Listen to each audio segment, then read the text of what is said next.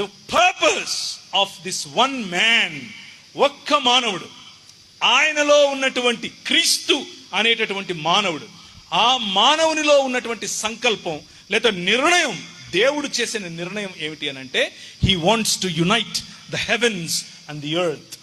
భూమి ఆకాశములను, లేకపోతే పరలోకమందున్నవే గాని భూమి మీద ఉన్నవే గాని సమస్తాన్ని క్రీస్తునందు ఏకం చేయాలి, సమకూర్చాలి. He don't want anybody to perish. ఎవరూ కూడా నశించిపోవటం ఆయనకి ఇష్టం లేదు. ఎవరు ఆయనను త్యజించటం కారణం చేత, ఆయనను తిరస్కరించటం కారణం చేత ఎప్పటికీ ఉండేటటువంటి మరణములో ఉండటం ఆయనకి ఇష్టం లేదు. జీవములోనికి మీరు రావటం ఆయనకి ఇష్టం. ఆయన సన్నిధిలో బ్రతకటం, మీరు ఆయన సన్నిధిలో బ్రతకటం ఆయనకి ఇష్టం. ఏ విధంగా అయితే ఆదాము దేవుని సన్నిహిత్యాన్ని, దేవుని స్నేహాన్ని ఎంజాయ్ చేశాడో, అలాంటి స్థితిలోనికి మీరు తిరిగి రావటం ఆయనకి ఇష్టం. అదే యేసు క్రీస్తు యొక్క పని.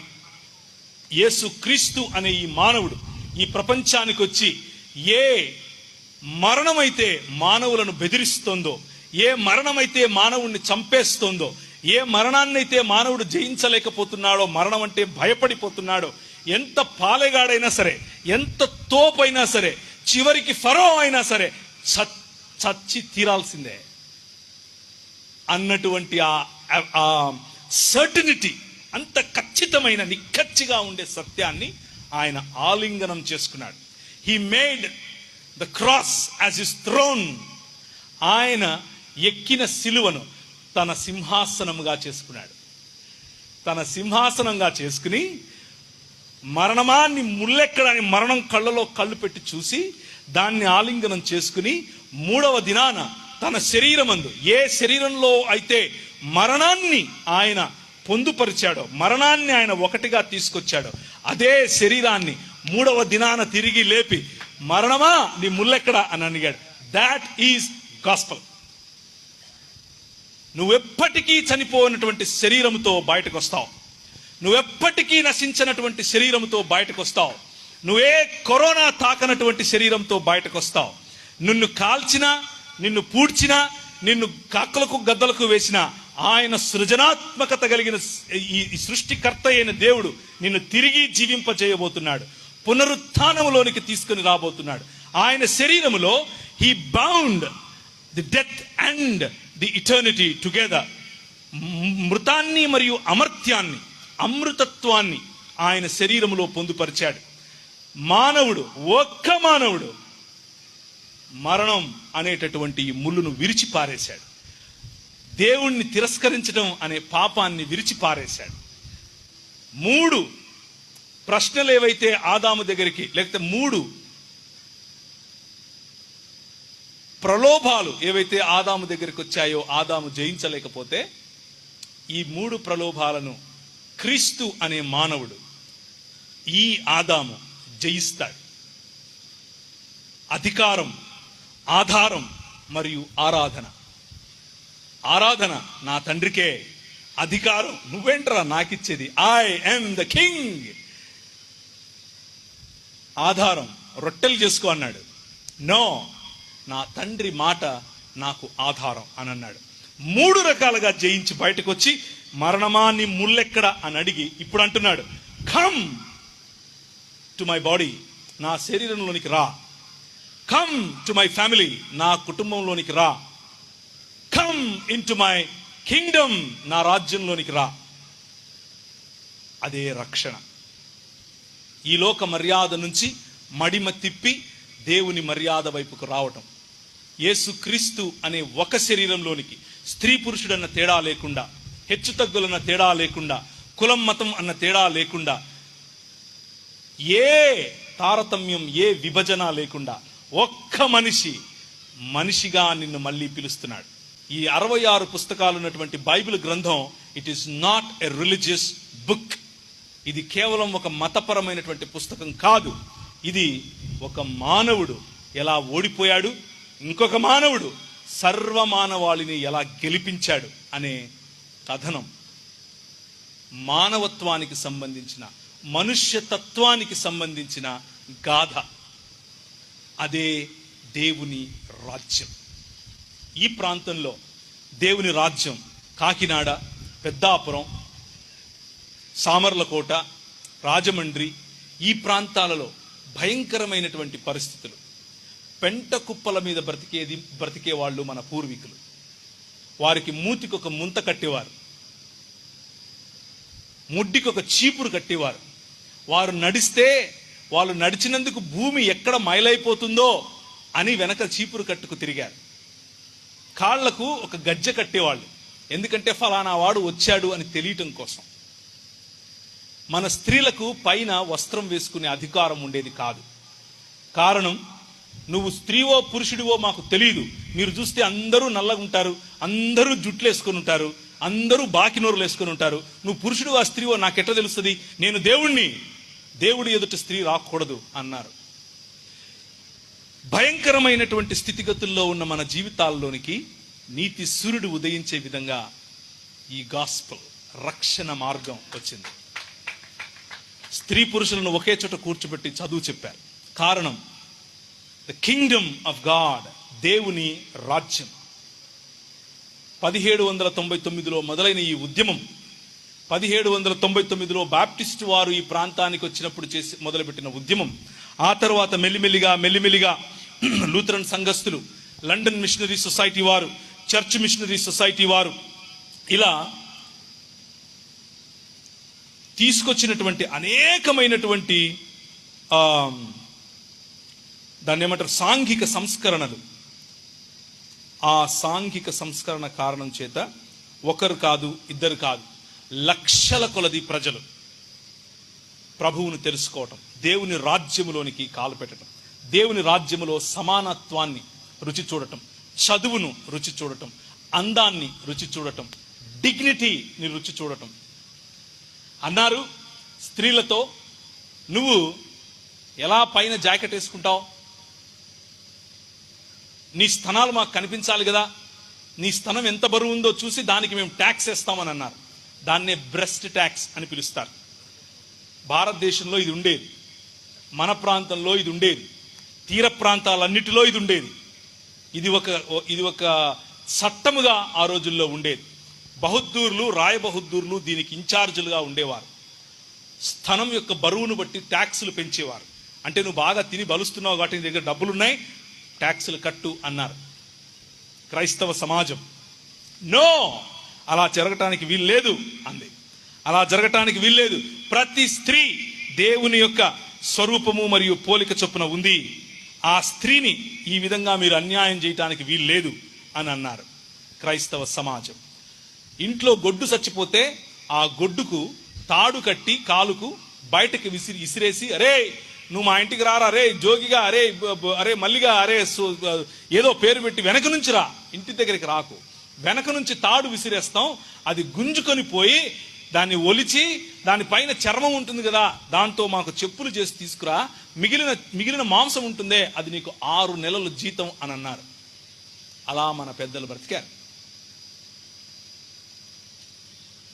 ఇక్కడ పనిచేసినటువంటి క్రైస్తవ మిషనరీలు, ముఖ్యంగా బీర్ గారు, గన్ను గారు, ఇలాంటి వారు చాలా మంది, నేను రాసినటువంటి దేవుని రాజ్యం అనే పుస్తకంలో ఈ అంశాలన్నీ పొందుపరిచాను.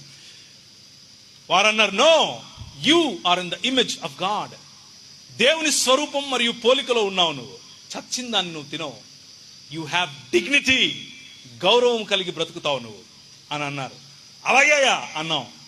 మన జీవితాలు ఒకటి తర్వాత ఒకటి మెల్లిమెల్లిగా దేవుని రాజ్యం వైపుకు మారటం.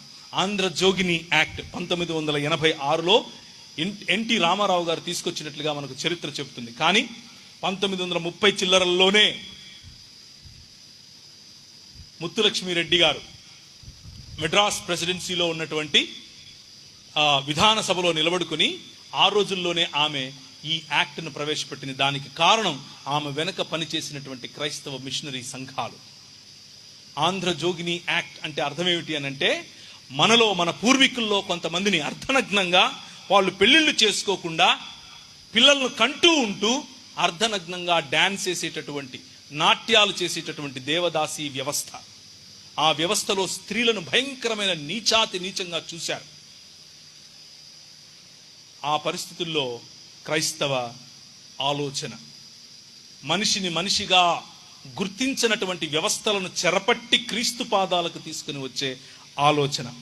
1835లో అందరికీ ఇంగ్లీష్ ఎడ్యుకేషన్. 1795లో శూద్రులకు సైతం ఆస్తి హక్కు. ఇప్పుడు ఎవరైతే పెద్ద కులాల వాళ్ళం మేము అని చెప్పుకుంటున్నారో వారు కూడా శూద్రులే. వారికి ఆస్తి హక్కు ఉండేది కాదు. వారు పండించిన పంట పైన వారికి హక్కు ఉండేది కాదు. అది తీసుకొచ్చి ఇచ్చింది క్రైస్తవ సమాజం. 1773లో అందరికీ సమానమైనటువంటి న్యాయం. 1833లో పిల్లలను చంపకూడదు అన్నటువంటి చట్టం. 1913లో అందరికీ ఎడ్యుకేషన్. 1913లో స్లేవరీ అబాలిష్మెంట్ యాక్ట్, అంటే మానవులను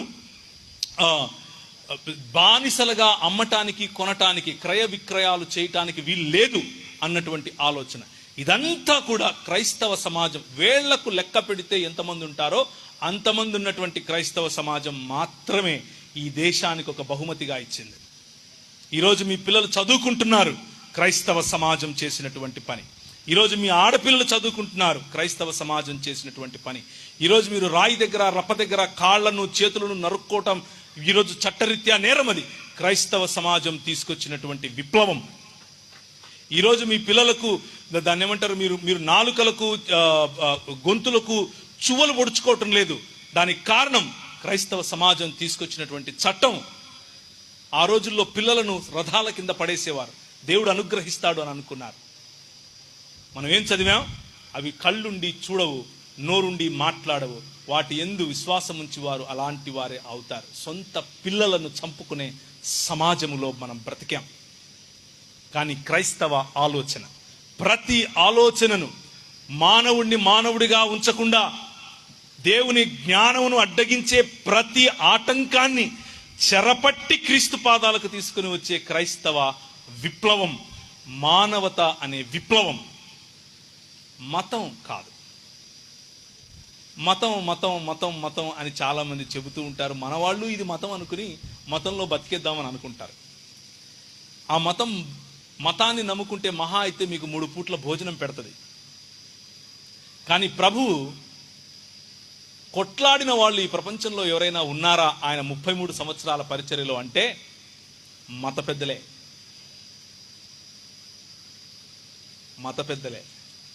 ఆఖరి ఒక్కరోజు పిలాతు ఎదుట నిలబడి మాట్లాడితే పిలాతు కూడా ఏమన్నాడు? బిహోల్డ్ ద మ్యాన్ అన్నాడు. ఇదిగో మానవుడు అన్నాడు. నిజమైన మానవుడు, అధికారాన్ని ప్రశ్నించే మానవుడు, నిజమైన మానవుడు, మనిషిని మనిషిగా గుర్తించే మానవుడు, నిజమైన మానవుడు, ప్రేమంటే ఏంటో నేర్పే మానవుడు, నిజమైన రాజు తన చొక్కా విప్పి తన శిష్యుల కాళ్ళ దగ్గరికి వచ్చి నీ కాళ్ళు కడగనా అని అడిగే రాజు. ఆయన రాజ్యం వచ్చేసింది అని ప్రకటించినటువంటి రాజు. ఆ రాజ్యం వచ్చింది అని మన దగ్గరికి మోసుకొని వచ్చినటువంటి ఆ రాజ్య ప్రతినిధులు, ఇదిగో మీరు ఈ రాజ్యంలో పాల్గొనండి అని చెప్పాల్సినటువంటి ప్రతినిధులు ఇక్కడ కూర్చుని ఉన్నారు. దిస్ కింగ్డమ్, ఈ రాజ్యం ఇంతింతై మహాపర్వతమై ఏ చేతి సహాయము లేకుండా తీయబడినటువంటి రాయిల రాజ్యాలను వెండితో, బంగారముతో, ఇత్తడితో, ఇనుము మరియు మట్టి కలిసినటువంటి పాదములుగా ఉన్న ఆ విగ్రహం పైన పడితే, ఈ లోక మర్యాదల పైన పడితే తుత్తునీలుగా గాలికి ఎగిరిపోయేటటువంటి పొట్టులాగా ఈ లోక మర్యాదలు పారిపోవాలి. కానీ మనం మతంలో ఉన్నాం. రాజ్యంలో చాలా తక్కువ మంది ఉంటారు, మతంలో ఉంటారు. వారు ఒక సిస్టమ్ క్రియేట్ చేసుకుని వారికి ఒక రాజును ఎన్నుకొని ఆయనకు పాస్టర్ అని పేరు పెడతారు. వారికి ఒక రాజ్యాన్ని ఏర్పరచుకొని దానికి ఒక డినామినేషన్ అని పేరు పెడతారు. బయట ఏ సిస్టమ్స్ అయితే ఉన్నాయో అవే సిస్టమ్స్ మనము తెచ్చుకుంటాం. అదే కుల ప్రాతిపదికన సంఘాలు, అదే మత ప్రాతిపదికన విభజన, మనిషిని మనిషిగా చూడలేనటువంటి కళ్ళు, మనిషిని హక్కునకు చేర్చుకోలేనటువంటి, ఆప్యాయతలు లేనటువంటి, గౌరవం లేనటువంటి, స్త్రీ పట్ల గౌరవం లేనటువంటి, చిన్న చూపులు చూసేటటువంటి అదే మానవ సమాజం. దానికి ఒక పేరు పెట్టి క్రైస్తవం అంటున్నాం. Shame on us. మనం సిగ్గుపడాలి. ప్రభువు పిలుపు, భూమ్యాకాశములను ఐక్యపరిచేటటువంటి క్రీస్తు పిలుపు నూతన సృష్టిగా మారటం, దినదిన ప్రవర్తమానముగా ఆయన స్వరూపములోనికి నిజమైన మానవుడిగా ఎదగటం, నీ పక్కన వాడిని గౌరవించగలగటం. ఇంట్లో చెట్టు ఉంటుంది, పైన స్టార్ ఉంటుంది, కానీ అమ్ముండదు. పండుగ వస్తుంది, చెట్టు ఉంటుంది, అరిసెలు ఉంటాయి, స్టారు ఉంటుంది, అమ్ముండదు. అన్న ఉండడు, పక్కింటోడు తిన్నాడా లేదా అన్న స్పృహ ఉండదు. ప్రభు అంటాడు, నేను నీ దగ్గరికి వచ్చాను, నాకు చలి పెడుతుంటే నువ్వు కనీసం నాకు బట్టలు లేదే, నాకు ఆకలి అవుతుంటే ఇంత పిడిసి అన్నం పెట్టలేకపోయావే, నాకు దాహం అవుతుంటే నీకు నీళ్ళు ఇవ్వటానికి బరువు అయింది, నువ్వెప్పుడు వచ్చావు ప్రభు, నువ్వు వస్తే అసలు నేను నా ఇల్లు అమ్మేసాను ఇచ్చేద్దాను కదా నీకు, నేను వచ్చాను. అవర్ కింగ్, మన రాజు ఎవరితో ఐడెంటిఫై చేసుకుంటాడు అంటే మనలో బడుగు బలహీన వర్గాలతో ఐడెంటిఫై చేసుకుంటాడు, మనలో విరిగి నలిగిన హృదయాలతో ఐడెంటిఫై చేసుకుంటాడు, మనలో పేదల పట్ల ఆయనకు కనికరం, మనలో బీదల పట్ల ఆయన హృదయం, మనలో మానవులను తిరిగి మానవులుగా చూడాలి అన్న ఆయన తపన. మీకు అదే స్ఫూర్తినిచ్చి వెళ్తారా? సర్వ సృష్టికి ఈ సువార్త, రాజ్య సువార్త ప్రకటిస్తారా అని పిలుస్తున్నాడు. Now the question is yours. మీ దగ్గర సవాలు నేను విడిచిపెడుతున్నాను. ఈ సువార్త ఇక్కడ చచ్చిపోయి ఎక్కడికో వెళ్ళే సువార్త కాదు, నీ రాజ్యము వచ్చునుగాక అనే సువార్త. నేను చచ్చిపోయి ఎక్కడికో పోదునుగాక కాదు, నీ రాజ్యము వచ్చునుగాక. ఆయన వస్తాడు, ఆయన శరీరములో మనం, లేకపోతే ఆయన భార్యగా మనల్ని చేసుకుంటాడు. భూమి ఆకాశములను, మరణాన్ని అమరత్వాన్ని ఎలా కలిపాడో అలా కలపబోతున్నాడు. దేవుని సన్నిధి మన మీదికి దిగి రాబోతుంది.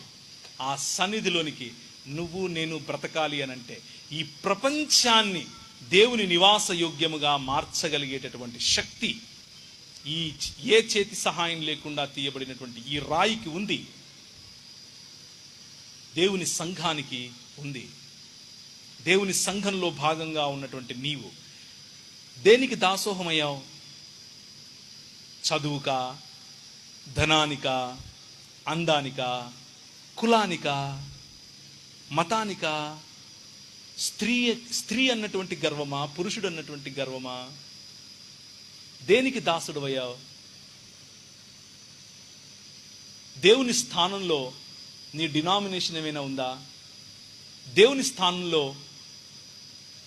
నీ గర్వం, నీ అహంకారం, నీ కులం ఇవేమైనా ఉన్నాయా? నువ్వు చేసుకున్న సిస్టమ్స్ వంటి వాడివే నువ్వు అవుతావు.